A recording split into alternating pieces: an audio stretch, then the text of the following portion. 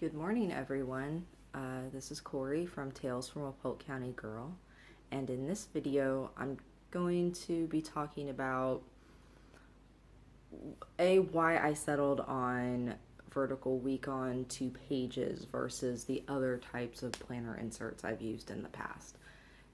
I'd like to say welcome to my new subscribers and thank you for spending some time with me. Also to all my returning viewers, welcome back. Thanks for hanging in with me, everybody. So my planning system, pretty much since last May, which, hang on, I'm falling off my couch. Pretty much since last May, I have been using the Franklin Covey vertical week on 2 pages setup. I mean, I've got numerous videos about them. You're welcome to scroll through and check those out. I used them back in 2015 before, I fell down right about the time I started falling down the planner rabbit hole and the Planner Addict World and tried a whole bunch of other different systems. But I came back to this one because the vertical week on 2 pages, to me, is the perfect combination. Here, let me find a blank week.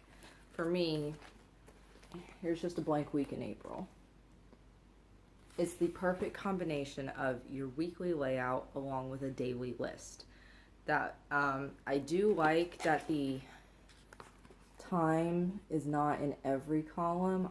I do appreciate that, and granted, some days I have to really make sure I'm writing things in the right slot because I have been known to get that wrong. But like this last week was spring break for me, and it was so nice just to be able to make a list. I've got a separate video about how I handled spring break and the projects and planning for spring break since I wasn't working.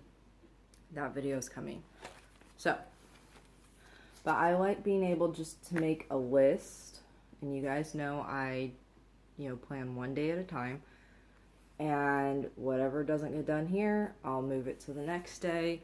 Very similar to the aspect of the bullet journal where you move tasks forward. When I did do the bullet journal style, the closest I could explain that style would be a day on 1 page, and then I would follow it with a journal entry or whatever, and that was nice, but I wasn't able to see my whole week at a glance. I chose not to put a weekly spread in what I was bullet journaling in, and when I was in a traveler's notebook, I would have the monthly insert. I did have a weekly insert for a while, but it was a horizontal weekly, and I've determined that horizontal weekly just doesn't work for me right now. I like things being laid out logically where I can actually see where the hours are. And again, if you go back through all my planner videos, you will see my progression. But yeah, as the one planning layout that I never got, and to this day I don't understand it, and maybe it's just because at this point in my life I don't need it, but it's the day on 2 pages. For office personnel and people who have to make a lot of notes for work, I understand it for that. And unless you're going to use it as like a personal journal as well, I honestly don't understand, with all the stuff that is on the timed page with the schedule and the task list and everything, why do you need that second page?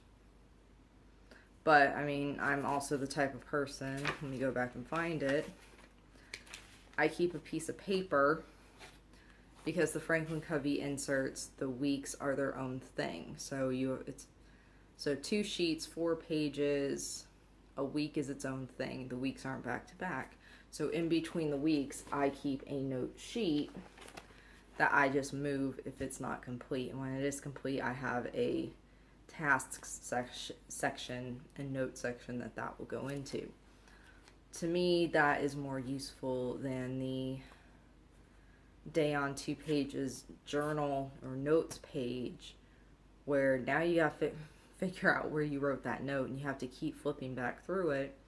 And if you archive your past planner pages, you might be SOL. So let me flip back to a blank week.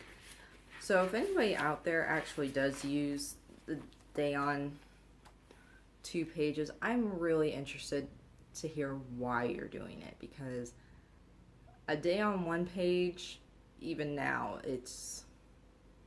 I can't fill up that page. I really can't.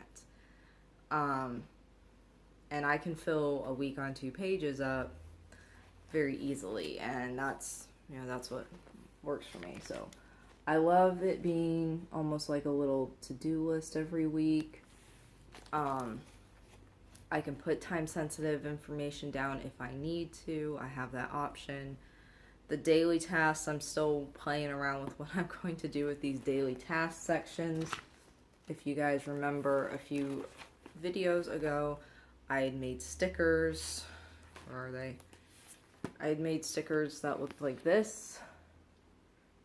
And so I could track stuff with them and just stick them, in my planner. I got tired of that. So right now the daily task thing is